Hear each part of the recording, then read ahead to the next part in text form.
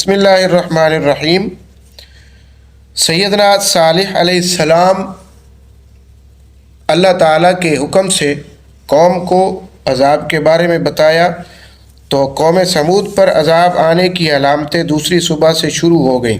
پہلے دن ان کے سب کے چہرے زرد ہو گئے جیسا کہ خوف اور ڈر کی ابتدائی حالت میں ہوتا ہے۔ پھر دوسرے دن سب کے منہ سرخ ہو گئے۔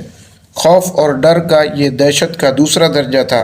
تیسرے روز سب کے چہرے سیاہ اور کالے ہو گئے، چہروں پر تاریکی چھا گئی۔ 3 دن کے بعد عذاب کا وقت آ پہنچا۔ رات کے وقت ایک خوفناک آواز اور ہیبت ناک چیخ نے ہر شخص کو اسی حالت میں تباہ کر دیا جس حالت میں وہ تھا۔ قرآن نے کسی مقام پر اس ہولناک آواز کو صاعقہ، کڑکدار بجلی، کسی جگہ پر رجفہ، ہلا دینے والی چیز، کسی جگہ پر طاغیہ، دہشت ناک، اور کسی جگہ پر صیحہ، چیخ سے تعبیر فرمایا۔ بہرحال اللہ کے اس عذاب عظیم اور اس عذاب علیم کی ہولناکی اور دہشت کیسی عجیب تھی۔ کڑکتی بجلی تھی جس نے انہیں چاروں طرف سے گھیر لیا تھا۔ وہ چیخ چیخ کر زمین پر گر رہی تھی۔ زمین میں زلزلے کی طرح زمین لرز رہی تھی۔ اوپر سے جبریل کی چیخ کی دہشت زدہ آواز۔ فسواہا، اللہ نے ان کو برابر کر دیا۔ فاصبحوا فی دیارہم جاثمین، جب صبح ہوئی تو سب اپنے گھروں میں پڑے ہوئے تھے اوندے منہ۔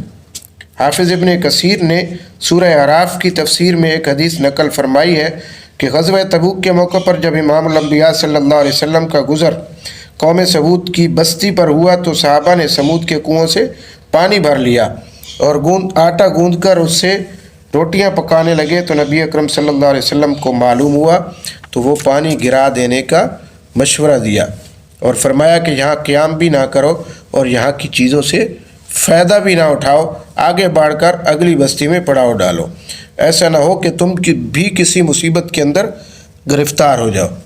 ایک طرف قوم سمود پر عذاب نازل ہوا اور انہیں ہلاک اور تباہ کر دیا اللہ تعالیٰ نے، تو دوسری جانب سیدنا صالح علیہ السلام اور ان پر ایمان لانے والوں کو اللہ نے اپنی حفاظت کی چادر میں لے لیا اور اس طرح وہ عذاب سے محفوظ رہے۔ ٹھیک ہے۔